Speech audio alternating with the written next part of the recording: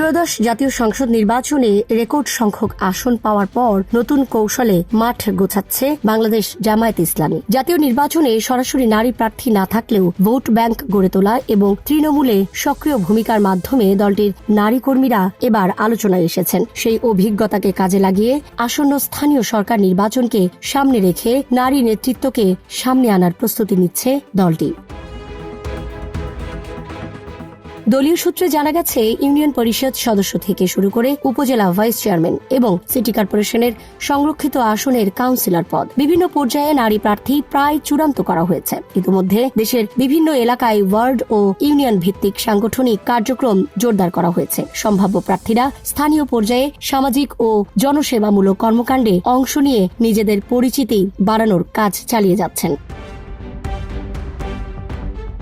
জামায়াতের নারী নেত্রীরা বলছেন, দীর্ঘ প্রায় 16 বছর নির্বাচনী কার্যক্রম থেকে দূরে থাকা এবং রাজনৈতিক দমনপীড়নের কারণে তাদের সাংগঠনিক তৎপরতা সীমিত ছিল। তবে সর্বশেষ জাতীয় সংসদ নির্বাচনে মাঠে সক্রিয় থাকার অভিজ্ঞতা তাদের নতুন করে সংগঠিত হতে সহায়তা করেছে। সেই ধারাবাহিকতায় এবার স্থানীয় নির্বাচনের আগেই প্রার্থী নির্ধারণ করে তাদের মাধ্যমে এলাকায় প্রভাব বিস্তারের কৌশল নেওয়া হয়েছে।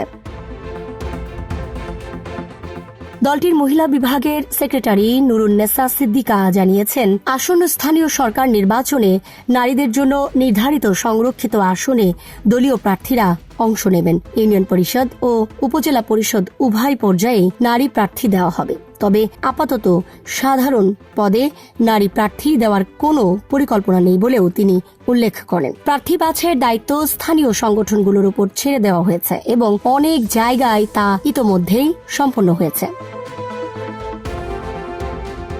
অন্যদিকে মহিলা বিভাগের প্রচার ও সংস্কৃতি বিষয়ক সেক্রেটারি নাজমুন নাহার নীলু জানিয়েছেন, সিটি কর্পোরেশনগুলোর সংরক্ষিত আসনেও নারী কাউন্সিলর প্রার্থী দেওয়ার প্রস্তুতি রয়েছে।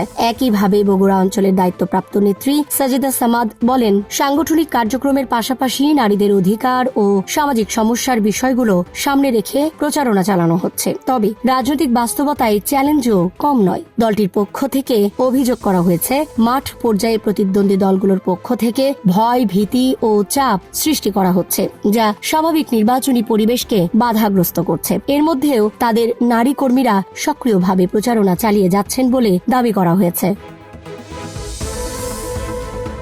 জামায়াতের কেন্দ্রীয় নেতাদের মতে, নারী অংশগ্রহণ বাড়ানো দলটির জন্য কৌশলগত একটি পরিবর্তন। সহকারী সেক্রেটারি জেনারেল মাওলানা আব্দুল হালিম বলেন, নানা চাপ ও বাধা সত্ত্বেও মহিলা বিভাগ মাঠে কাজ চালিয়ে যাচ্ছে এবং আসন্ন নির্বাচনের জন্য তারা প্রস্তুত।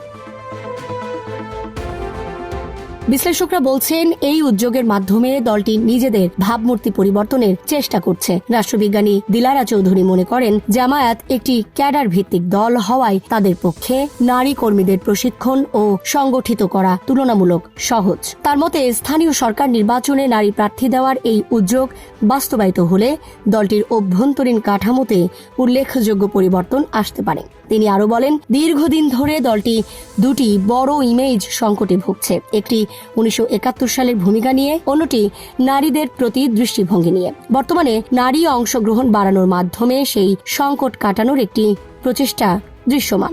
সংগঠনগত দিক থেকেও জামায়াতের মহিলা বিভাগ উল্লেখযোগ্য শক্তি ধারণ করে। দলীয় সূত্র মতে, প্রায় 10 লাখ কর্মীর মধ্যে 40% নারী। তাদের মধ্যে সহযোগী সদস্য, কর্মী এবং রুকন, এই 3 স্তরের কাঠামো রয়েছে, যেখানে রুকন সর্বোচ্চ পর্যায়।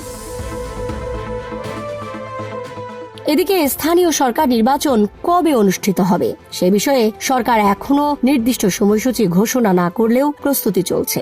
স্থানীয় সরকার মন্ত্রী মির্জা ফখরুল ইসলাম আলমগীর জানিয়েছেন, প্রয়োজনীয় প্রস্তুতি শেষে ধাপে ধাপে নির্বাচন আয়োজন করা হবে।